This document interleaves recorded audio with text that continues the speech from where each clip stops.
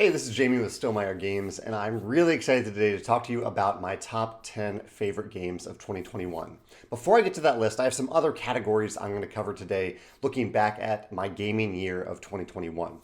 This first category, oh, and I should mention before I get started, all of this is, well, everything I talk about is highly subjective, but also in particular, the release dates. 2021 was kind of a weird year for release dates. So some things were released in the US and they weren't available elsewhere, and vice versa. So there'll be probably some games next year that you actually played this year that I haven't played yet. Stuff like that, including there's one notable game on my list that I don't think is widely available everywhere, but it is widely available in some places. So I'm just going to talk about the games that I played for the first time in 2021, and mostly trying to limit that to things that I had access to for the first time in 2021.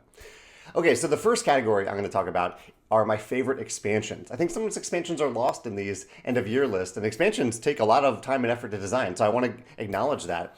One of my favorites is Expedition Leaders from Lost Ruins of Arnak, Manufactions expansion for Fantastic Factories, the Forgotten Realms and Strixhaven sets from Magic the Gathering, the Cursed Hoard expansion from Fantasy Realms, and Into the Horizon, a great expansion for Shards of Infinity. I have videos, I think, about all those things at this point. Yeah, I do.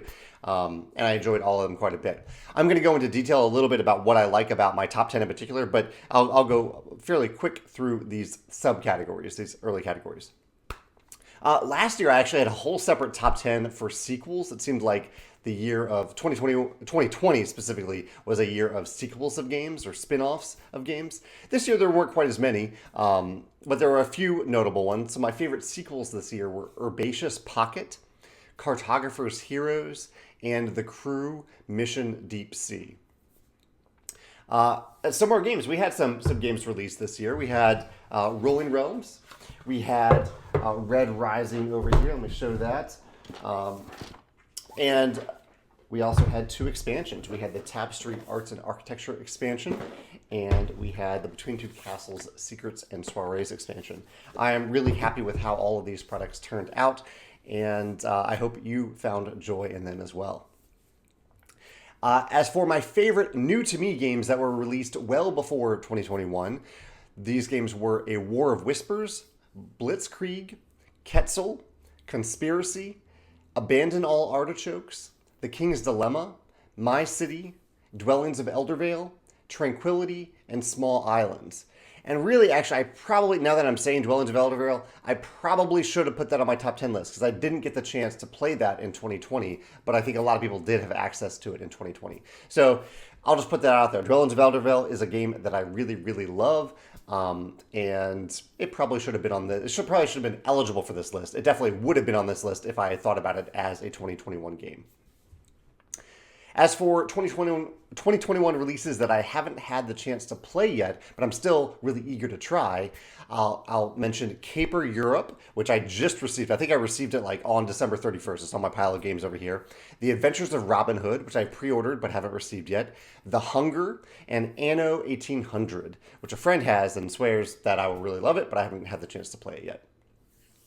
As for 2022 releases that I'm really excited about, that I'm anticipating, I have a long list here, so I'll just rattle through it real quick. Flamecraft, Earthborn Rangers, Namiji, Now or Never, Momiji, The Seventh Citadel, Merchants of the Dark Road, Marvel Dice Throne, Dog Park, The Age of Atlantis, Lands of Galzir, First Ascent, Mythwind, and Planet Unknown. The vast majority of those are games that I have pre-ordered and I hope come out in 2022, but no rush to those who are making them. I'll be happy when they arrive. I have plenty of games in the meantime. I also asked my coworkers, Joe, Morton, and Alex, what some of their favorite releases or new to them games of 2021 were.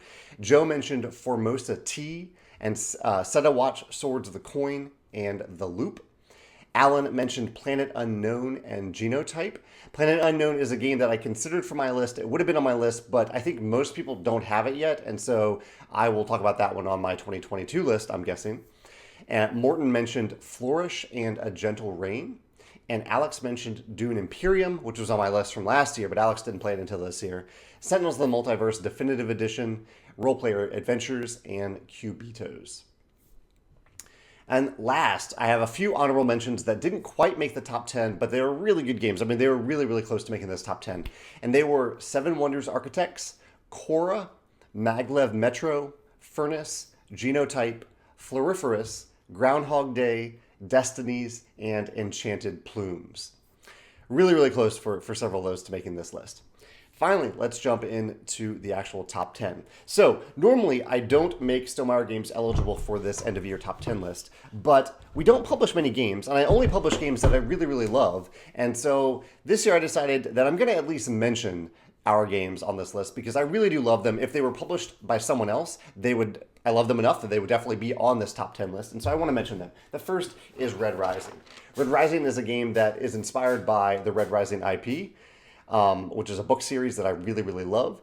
And it's also inspired by Fantasy Realms. It's kind of like a heavier version of Fantasy Realms in that it's a game where you start out with a random hand of cards, and throughout the game you're trying to craft that hand of cards into a set of characters that work really well together and score a bunch of points for you at the end of the game. But in Red Rising, there's also many decisions you make during the game that can give you points as well. I love Red Rising. I truly love this game, and so I wanted to put it on this list. The other game, so I'm mentioning both of these games at number 10 because they are the only two games that were released this year. Rolling Realms is a game that I really enjoy, and I've actually been surprised that I enjoyed it even more than I thought, because Rolling Realms is a game that I primarily play by myself live on Facebook and YouTube. But I'm kind of playing it with other people, but I'm really just sitting here playing it by myself and talking through it. But I found that I really enjoy the puzzle of it. I enjoy the puzzle of having 3 different realm cards that come together and form a unique combination. And I've also been delighted that that other publishers have gotten on board with this. So we have a Terra Mystica realm that is now in the game, and we have a bunch of other realms inspired by games from other publishers that will be incorporated into the game over the next couple years as promos. And so I love that this is essentially a living roll and write game, which is something that I didn't originally conceive of at all. I kind of just stumbled upon it, and I'm glad that it exists. So I am really enjoying Rolling Realms and Red Rising. They are on this top 10 list now. As for number 9, oh shoot, I meant to have this game because I own this game. It's over on the cabinet. Here, I'm going to go get it because it's right here. Whatnot cabinet. I really love the Whatnot cabinet. This is I don't want to say simple. It is an abstract game where you are putting together a cabinet of thingamajigs and whatnots and who's-y what's-its, and you're kind of compiling them into this little chart here over the course of the game. It's not a game. It's a game that lasts exactly as long as it should, and the puzzle is not frustrating but still puzzly. It's you have some interesting choices in trying to put together the optimal configuration here, depending on the current goals for that game.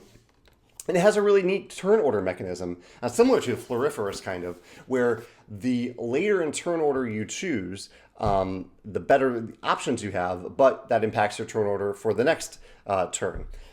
It's just a wonderful game. It's a wonderful, delightful, abstract game. It's fun to play. And even just talking about it now makes me want to get back to the table because I haven't played it in a little while. But yeah, it is a wonderful gateway game, maybe gateway plus game that I really enjoy. Whatnot Cabinet. And as you can see, the art is really, really beautiful in this game. Whatnot Cabinet, number 9. At number 8, I have a game that I very briefly owned, but I had to leave it behind because I bought Sonora at a game store in California when I was there for a wedding earlier this year.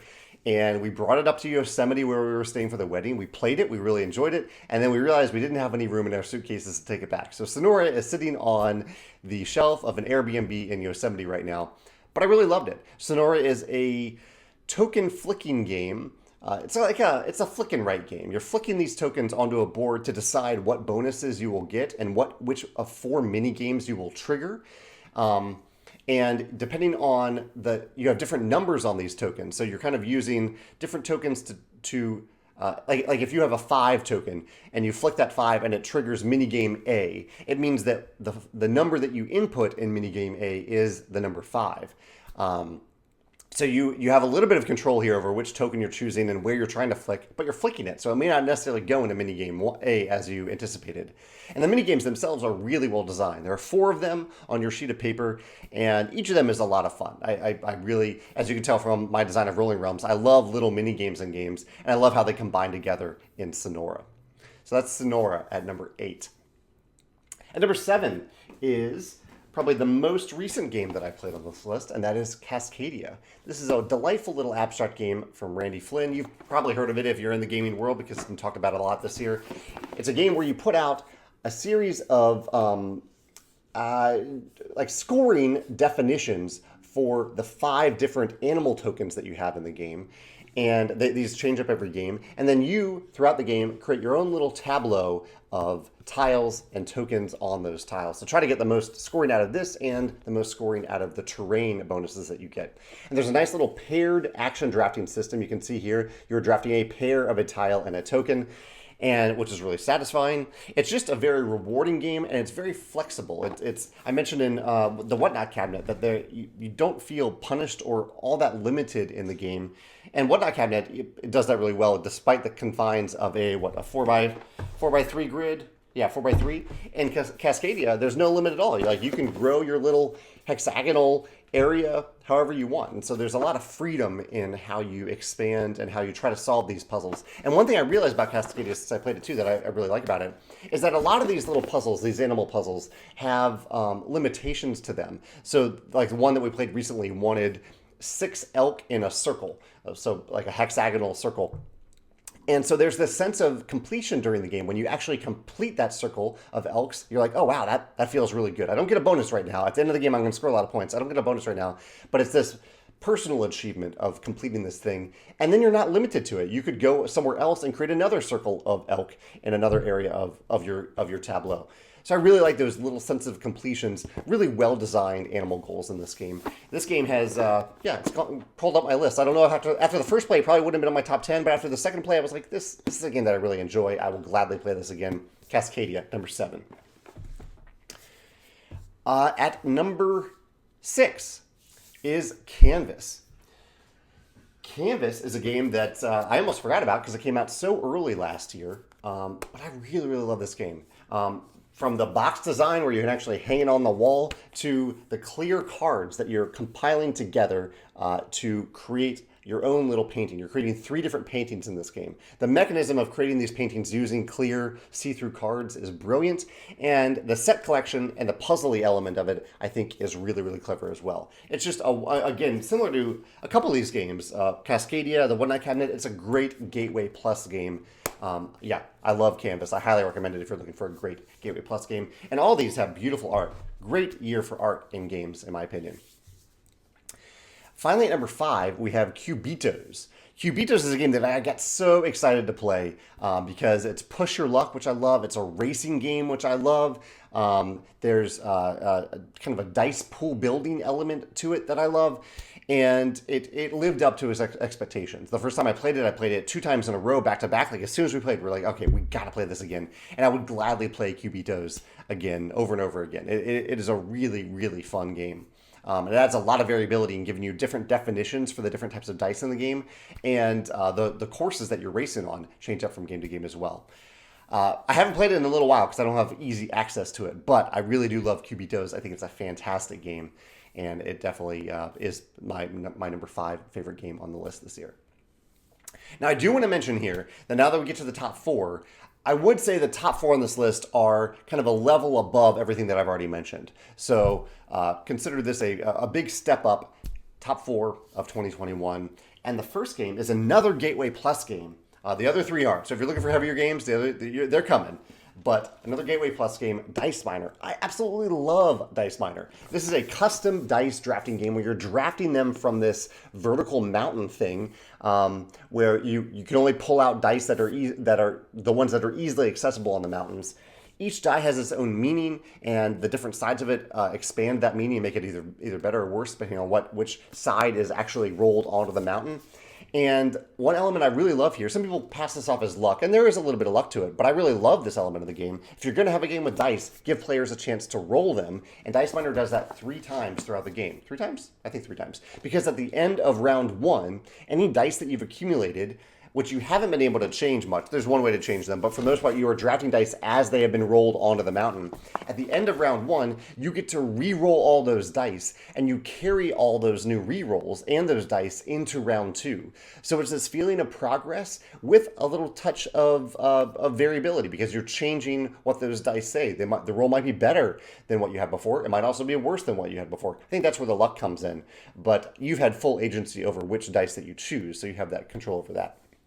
I love Dice Miner. I love the theme. I love the dice drafting. I love custom dice in general. And I love this element of being able to actually roll the dice a few times over the course of the game. But at the end of the game, you're rolling a giant handful of dice. It feels amazing. So yeah, Dice Miner, I highly recommend it as kind of the top Gateway Plus game that I'm going to mention on this list. Wonderful game. My number 4 of 2021. And number 3 is a game that I was fortunate to get the Kickstarter for. And I think a lot of people are now getting the second wave of it. And that game, very heavy box, is Sleeping Gods. This is, I would say, I think the most open world game that tabletop game that I've ever played. And it was really helpful to play it because I'm still working on my giant open world cooperative game. And so I was inspired a lot by what Ryan Lockett did in Sleeping Gods. This is a storybook game, but it's also driven by this giant map where you can just decide, I want to sail over in this direction. I want to sail here, I want to sail there. You have some direction when you want it because you're encountering people who give you little quests and goals along the way. But you can ignore all those things if you want and just go wherever you want.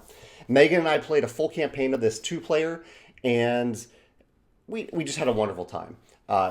There are so many interesting mechanical choices, like in the combat, in how you're using each of your characters at different times, how you're using different abilities. And we were glad to be able to have a table that we could just put everything out on and leave it out on for the entire campaign because it takes up a lot of space. But we just had a wonderful time playing Sleeping Gods. And at the end of the game, at the end of the campaign, we looked back over the map and we were like, wow, we still have a full half of this map to explore. We've only explored half of this map. So we're kind of putting it aside and saving it for a time in the future when we can return to it and explore that other part of the map. And even though we'll have to relearn some things, the tutorial in this game is excellent. So we can just read through the tutorial, kind of refresh ourselves on how the game works and get back into it. Sleeping Gods is a wonderful game. I highly recommend it if you're looking for a storybook adventure, open world exploration game, but with a lot of interesting choices along the way. That is Sleeping Gods. And number 2 is the game that I foreshadowed earlier that I fortunately had access to because my German publishing partner was very kind enough to send me a copy of it. And where most people, I think, in the US in particular, don't have their copy yet. And that is Ark Nova. Ark Nova is a heavy Euro game about building a zoo. And it's wonderful. It is a wonderful, wonderful game. And even though I say it's a heavier game, we have gotten to the point where we can play it in about 2 hours with 4 players. It plays that smoothly once you get moving. The game flows so well. It's so satisfying to build up your zoo and advance on different tracks. It has the Rogers to the Ganges mechanism where you're advancing on 2 different tracks, conservation and appeal. And once they cross over, the game end is triggered. But everything you're doing is rewarding and moving you forward. And all these different unique animal cards that you're getting in the game, you're getting these animals, you're putting them in your zoo, or you're trying to get the animals in your zoo. That's a big part of the puzzle of the game, like trying to have enough money to afford the animals, or to some animals like have certain requirements. So you have to get this thing and this other thing before you can play this animal in your zoo, and that feels really good. These little endorphin bursts through everything that you do in this game. And I haven't even mentioned the action selection system. I love the action selection system in the game where you have this row of cards, and when you use a card based on where it is in that row, determines how powerful it is, and then you have to remove it from the row and slide all the other cards over, move that card back to the left. So it instantly becomes the least powerful card in your row, which means it just feels good when you move a card up. It also means that if you're struggling to make a decision, you can look at the cards in the 4 and 5 spot and just say, okay, I'm going to do one of these because they're really powerful right now. And on top of that, the cards can flip over. You can upgrade each of the cards, and they get even more powerful when you do that. The game feels so good and satisfying to play. I truly love it. And any other year probably wouldn't have been my number 1 game. But Ark Nova, I still love Ark Nova. It's my number 2 game of 2021. That gets me, and I don't have it right now because I let a friend borrow it over Christmas. Otherwise, I would show it to you right now. And I mentioned that because my number 1 game is another game that we completed the campaign and also gave it to another friend to play for a little while. And that is Role Player Adventures.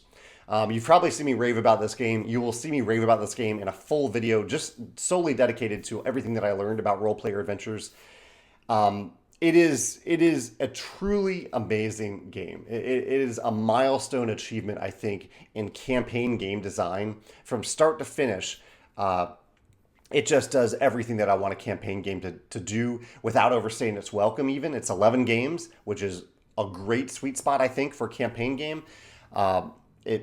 The story is amazing. The mechanisms of solving the puzzles of the game, whether it's combat or the other types of skill tests, there's a vast variety of skill tests, but they all come down to the same core puzzle of rolling and manipulating dice. That feels good. Your character advancing feels good. I mean, there's so much that I'll focus on in this other video that I filmed, but I will say one of the things that I think I really admire about this game that's extremely difficult to do is how well the game incorporates consequences into what it does. In each individual session, there's no real way to lose a session. You just kind of play through it, and then you are done. And at the end of it, there are consequences. You never have to replay anything. You never have to go back and replay the scenario because it's already happened. You've done these things, and now there are consequences. And what I mean by that are there are keyword cards. They're called title cards that carry over from one scenario to the next. And in a future scenario, it might say, hey, do you have keyword card, I don't know, abomination? And you have to go back and find that card. And it might refer to something that you did a long time ago or in the previous session.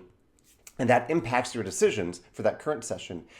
And I know there are other games that do this with keywords, but I think Role Player Adventures does it better than any of the other ones because of how those consequences are implemented and how they really, really impact gameplay. Like sometimes it's just a little choice, but sometimes it's a huge choice that impacts you for a long time or comes back to really help you or hurt you in a huge way later on in the campaign because you're encountering characters that you approached or that approached you early in the campaign, and now you approach them again, you encounter them again, and the way that you treated them originally will really impact the way that they treat you in the future.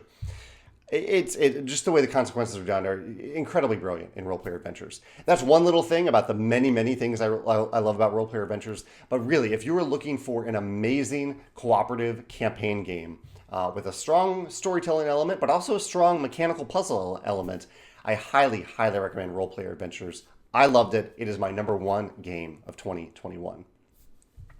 That's my list.